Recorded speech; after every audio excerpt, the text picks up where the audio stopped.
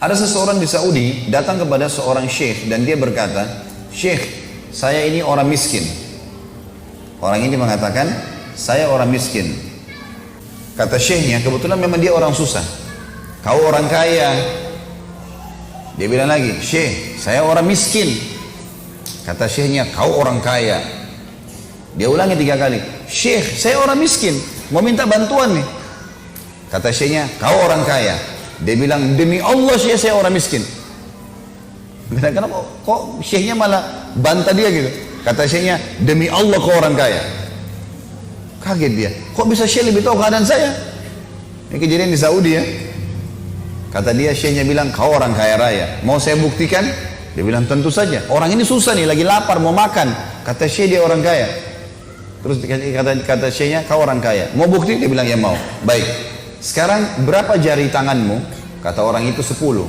"Mau nggak? 1 jarimu ini saya potong, saya bayar 1 juta real, 3 miliar. Nggak mau syekh, kau punya 10 juta real. Matamu 1 saya cungkil, mau nggak? 1 juta real. Nggak mau syekh, 2 juta real. Kupingmu 1 saya potong ya, 1 juta real saya kasih. Nggak mau syekh, 2 juta real. Tangan 2, kaki, kemaluan, semua nggak mau." Kata syekhnya, "Kau kaya raya, tinggal keluar sana cari makan dan minum saja. Cuma itu tugasmu hai manusia. Kenapa kok rewel sekali? Dimanja sekali sama Allah. Tinggal datang keluar cari makan dan dapat. Nggak ada pun pekerjaan masih bisa, banyak hutan luas. Bisa nyari buah-buahan, bisa tanam cocok." Saya subhanallah lewat itu hari dari Jakarta ke Surabaya, saya lewat darat. Kebetulan biasanya orang lewat Pantura bawa mobil, saya lewat Bojonegoro waktu itu, lewat pedalaman masuk rumah-rumah. Saya ke rumah-rumah masyarakat subhanallah dari kayu, di depan rumahnya cocok tanam tomat sama cabai, sama sayur-sayur, hidup sama istri sama anaknya. Hidup tuh, gitu kan. Gak ada sesuatu yang rumit. Imam Ibnu Qayyim rahimahullah pernah lewat teman-teman sekalian di semak belukar ada lewat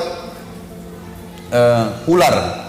Ular ini matanya buta, jadi kelihatan kalau dari kelopak mata terbuka, matanya putih semua. Ini Ibnu Qayyim tahu ular ini buta nih. Maka Ibnu Qayyim bilang, "Saya mau lihat bagaimana Allah kasih rezeki ular ini." Ular ini jalan di semak belukar. Ibnu Qayyim dari sampingnya melihat, dari agak jauh, pelan-pelan dia mau ikutin ular ini. Ular ini rumahnya pas ada batang pohon besar, terdempet, merasa ada pohon, dia naik ke atas. Ular ini naik aja, jalan, buta matanya, jalan. Sampai ke atas, dia bilang, Ibnu Qayyim bilang, "Saya angkat kepala saya, di atas ada dahan pohon, di situ ada satu burung kecil lagi bersihin sayapnya. Dan burung ini tidak tahu kalau ada ular tidak tahu kalau ada burung di situ. Tiba-tiba ular ini sudah mendekat, dia cium bau ini, langsung aja main serang dia. Dimakanlah burung itu." Kata Ibnu Qayyim, "Subhanallah, yang telah memberikan makan ular yang buta." Ini luar biasa gitu kan. Salah seorang ulama salaf yang lain juga pernah keluar dari kebun kurmanya, capek sekali dia, letih sekali, capek luar biasa. Dia keluar dari kebunnya, dia pergi di sungai dekat kebunnya, lalu dia bilang, "Ya Allah, berikanlah aku balasan yang setimpal." Capek sekali dia, mau hasil kebunnya panennya bagus nih. Lalu Allah perlihatkan kepada dia bagaimana Allah memberikan rezeki, dan tidak usah khawatir dengan itu. Tugas kita cuman milih ikhtiar, milih makanan, ngunyah, titik, nggak lebih daripada itu. Milih kerjaan, bekerja, selebihnya sudah haknya Allah sudah, gitu kan. Tinggal masalah halal haramnya saja. Lewat di depan mata dia di sungai itu ada batang pohon, di atasnya ada burung bangau matanya buta, kakinya patah. Di atas batang pohon yang sedang di atas air. Dia bilang, "Saya mau lihat bagaimana Allah berikan burung ini rezekinya." Dari kejauhan, tak lama kemudian teman-teman sambil dia lihat burung bangau itu di atas batang pohon yang lagi berjalan, kakinya patah, matanya buta. Burung bangau ini nggak tahu mau kemana nih.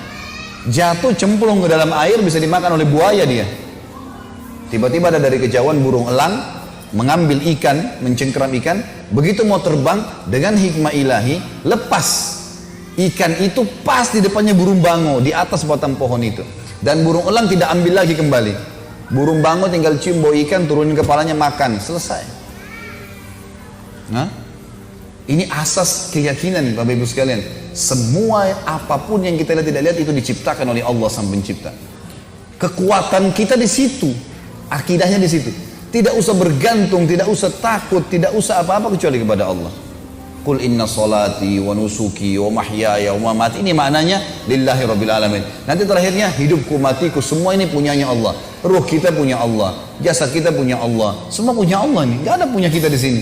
Gak ada andil kita. Anak kita lahir, keluar, kita nggak bisa milih laki-laki atau perempuan. Keluar ya sudah begitu. Ini anakmu ya. Kita lahir sebagai anak, luar. Ini ibumu, ini ayahmu ya. Nggak bisa milih.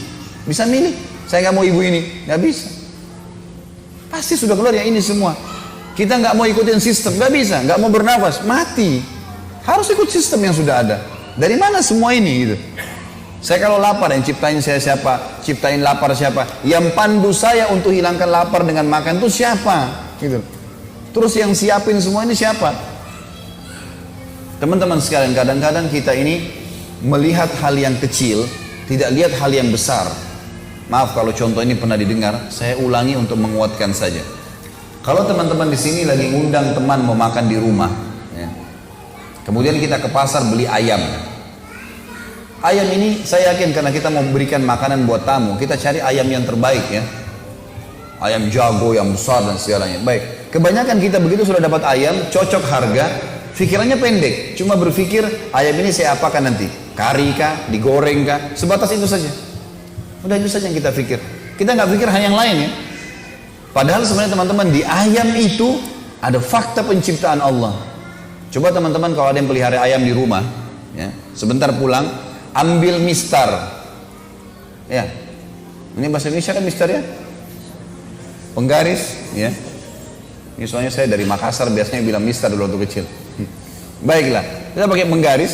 Coba Bapak Ibu sekalian antara bulu dengan bulu, ya, antara bulu ayam sama bulu ayam sebelahnya, itu bawa mistar, lihat sentimeternya persis sama.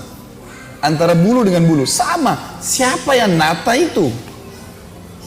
Warnanya setiap tangkai itu ada warnanya, bulunya teratur rapi, ada coraknya, tertata rapi ya. Siapa yang nata itu? Dan siapa yang menata di miliaran ayam? Semua ayam sama tuh begitu semua. Masa depan mata begini kita nggak lihat fakta penciptaan ya? Kita belum kita bicara mulutnya, kokokannya, suaranya segala, baru kita masuk ke dagingnya yang empuk. Banyak. Kadang-kadang kita cuma sembeli ayam, kita direndam pakai air panas supaya bulunya gugur, atau dicabutin baru dibuang di sampah. Nggak lihat di situ. Teman-teman kalau lagi mau pengen makan anggur, masuk di toko anggur, buah-buahan, beli anggur. Oh saya ini ada anggur merah, hitam, hijau. Saya mau yang hitam beli aja. Makan manis, cukup. Kayak banyak manusia seperti itu saja.